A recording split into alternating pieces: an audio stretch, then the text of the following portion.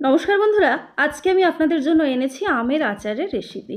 তো বন্ধুরা, এই আমের আচারটা আপনি এক্কেবারে যে কাঁচা আম হয় সেটা দিয়েও বানাতে পারবেন, আবার ঝড়ের সময় মানে গাছ থেকে অল্প যে কাঁচা পাকা মেশানো যে আমগুলো পড়ে যায় সেগুলো দিয়েও কিন্তু বানাতে পারবেন। একেবারে তেল ছাড়া তৈরি, অথচ এই আচারটা আপনি কিন্তু অনেক দিন ধরে রেখেও খেতে পারবেন।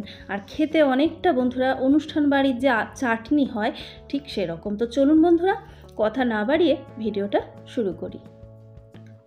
এর জন্য অবশ্যই লাগছে আম। তো আমি এখানে মোটামুটি একটা 450 থেকে 500 গ্রাম ওজনের আম আটিটা বাদ দিয়ে নিয়েছি। এরকমভাবে কেটে নিয়েছি, দেখতে পাচ্ছেন। আর বন্ধুরা, এই আমটা ঠিক এই রকম একটা সাইজের আম ছিল, আমি কেটে নিয়েছি অলরেডি। আর আপনাদের দেখাচ্ছি, এই আমের আটিটাও আমি আপনাদের দেখাচ্ছি। আটিটা খুবই পাতলা হয়। এই আমটা বন্ধুরা হিমসাগর আম, এর মধ্যে পাল্পটাই কিন্তু বেশি থাকে। আটিটা খুবই পাতলা, দেখতে পাচ্ছেন। একটা আম থেকে কিন্তু অনেকটা আম পাওয়া গেছে।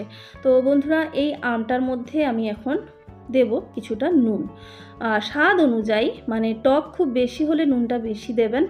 আর এই আমটা যেহেতু হালকা পাকা হয়ে গেছে, দেখতে পাচ্ছেন একটু মিষ্টি ভাব এসে গেছে, আমি 1 চা চামচ মতো নুন দিয়ে ভালো করে মিশিয়ে নিলাম। এটাকে বেশ ভালো করে নুনটা মিশিয়ে নেওয়ার পর মিনিট 5 আমি ঢাকা দিয়ে রাখছি। আর 5 মিনিট পরে আমি আপনাদের ঢাকা খুলে দেখাচ্ছি। দেখুন, এই আম থেকে নুনটা মাখানোর ফলে অনেকটা জল বেরিয়ে গেছে, দেখতে পাচ্ছেন। এবার যেটা করব, আমটাকে আবার একবার উল্টে পাল্টে নেব, এবং মানে নিচের আমগুলো যাতে উপরে চলে আসে, উপরেরগুলো নিচে যাতে চলে যায়, উল্টে পাল্টে আরও 5 থেকে 7 মিনিট এটাকে ঢাকা দিয়ে রাখছি।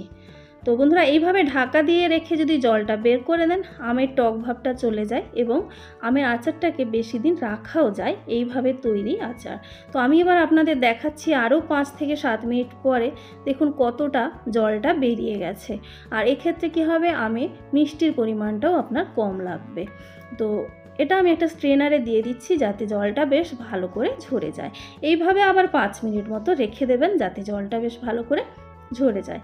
তো এবার যেটা করতে হবে বন্ধুরা, এটা 5 মিনিট মানে জলটা ঝরে যাওয়ার পরে এবার আমি আপনাদেরকে দেখাচ্ছি কিভাবে আচারটা তৈরি করব। তো গ্যাসে একটা কড়াই বসিয়ে তাতে 2টো এলাচ ফাটিয়ে দিয়ে দিলাম, আর একটা ছোট্ট দারচিনি স্টিক দিয়ে দিলাম, আর দিচ্ছি বন্ধুরা 1/2 চা চামচের থেকেও কম পরিমাণে মৌরি। এবার অল্প ধোঁয়া ওঠা পর্যন্ত এই দারচিনি, এলাচ আর মৌরিটাকে ফ্রাই করতে হবে, একেবারেই যাতে পুড়ে না যায় খেয়াল রাখবেন। হালকা ধোঁয়া উঠতে শুরু করেছে, বুঝতে পারছেন আশা করি। আমার ক্যামেরার কোয়ালিটি যদিও বন্ধুরা খুব ভালো নয়, তাই হয়তো অতটা বোঝা যাচ্ছে না, তবে ধোঁয়া উঠতে শুরু করলে তার মধ্যে আমি দিয়ে দিচ্ছি 250 ml মতো জল। মানে এখানে মোটামুটি 400 থেকে 500 গ্রাম আমের জন্য জল দিলাম বন্ধুরা 250 ml। এরপরে এর মধ্যে দিয়ে দিচ্ছি যে কাপের, মানে 250 ml কাপের আমি 1 কাপ জল দিলাম, তার ঠিক 1/2 কাপ চিনি দিয়ে দিলাম। আচারটা আমি মিষ্টি আচার বানাচ্ছি এবং টক ভাবটা যেহেতু বেরিয়ে গেছে বন্ধুরা, সেই কারণে আমি 1/2 কাপ দিলাম। তো আপনি যদি মিষ্টি বেশি পছন্দ করেন তাহলে চিনিটাকে আরেকটু বাড়িয়ে দিতে পারেন। এবার চিনিটা গোলা পর্যন্ত জলটাকে ফুটিয়ে নিতে হবে, মানে চিনিটা গুলে গেলেই হবে, খুব বেশিক্ষণ কিন্তু প্রথমে ফোটানোর দরকার নেই। যখন চিনিটা গুলে যাবে আমি এর মধ্যে 2টো শুকনো লঙ্কা দিচ্ছি, আর এতে করে কি হবে, অল্প ঝাল ঝাল একটা ভাব আসবে, তাতে কিন্তু বেশ ভালোই লাগবে। এবারে জল ঝরিয়ে নেওয়া আমটা এর মধ্যে দিয়ে দিলাম।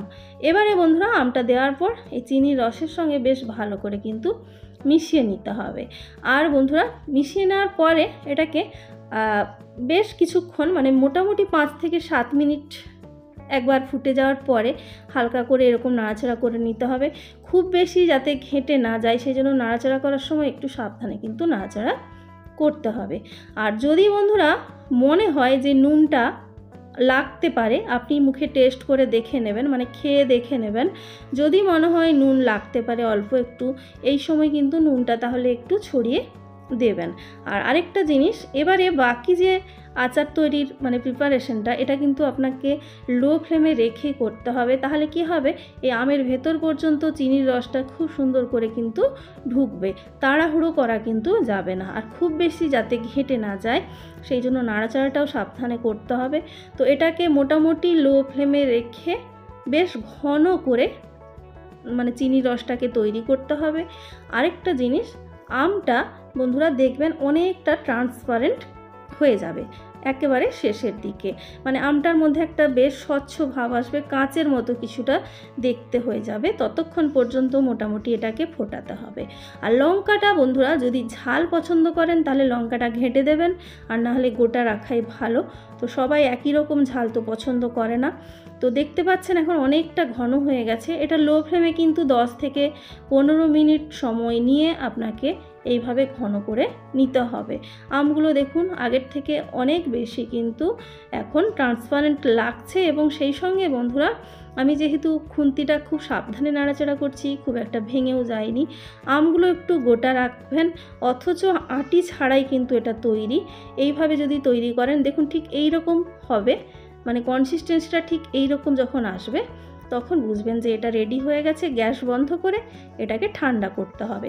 ঠান্ডা করে খাওয়াটাই চাটনি বা আচারের জন্য ভালো। আর বন্ধুরা যদি এটাকে আপনি একটু বেশি দিন স্টোর করে রাখতে চান তাহলে অবশ্যই এর সঙ্গে 1 চা চামচ মতো ভিনিগার মিশিয়ে নেবেন, দিয়ে এয়ারটাইট কন্টেনারে ফ্রিজের মধ্যে রেখে আমার মনে হয় এটা 1.5 থেকে 2 মাস রাখলেও নষ্ট হবে না।